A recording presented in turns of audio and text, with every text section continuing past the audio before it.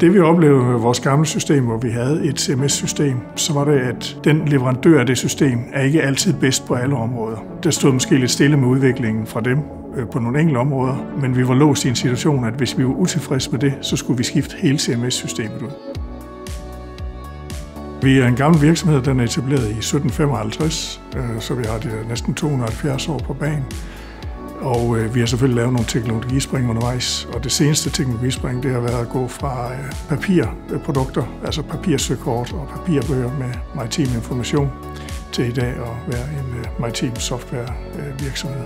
Weilbach har naturligvis været igennem en rejse, hvor deres gamle webshop ikke har kunne løfte det, de gerne ville, og derfor har vi så budt ind på at lave det nye site. Vi har ikke kun teknisk, men også visuelt givet det et kæmpe løft i forhold til, hvad det var før. Det vi har fået nu, det er et headless design, som er, man kan sammenligne lidt med sådan nogle Lego-klodser. En hel masse komponenter, der bliver sat til at spille sammen. Og det vil sige, at vi kan skifte et komponent ud af gangen. Eller hvis der bliver udviklet noget nyt eller bedre, og der kommer en ny konkurrent på markedet, så kan vi skifte for eksempel PIM'en ud med en ny PIM.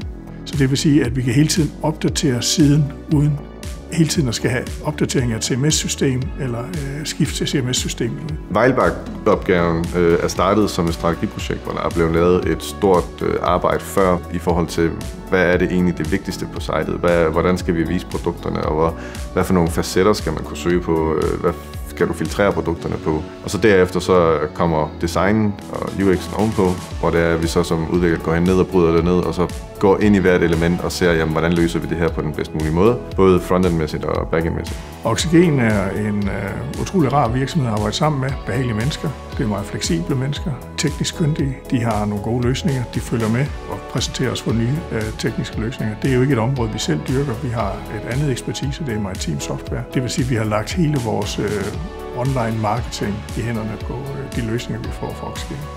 Altså hvis Oxygen fortsætter deres udvikling, så regner jeg med, at vi skal arbejde sammen mange år endnu. Nu har vi jo næsten arbejdet sammen i 20 år, så hvorfor skulle vi ikke blive ved de næste 20 år også?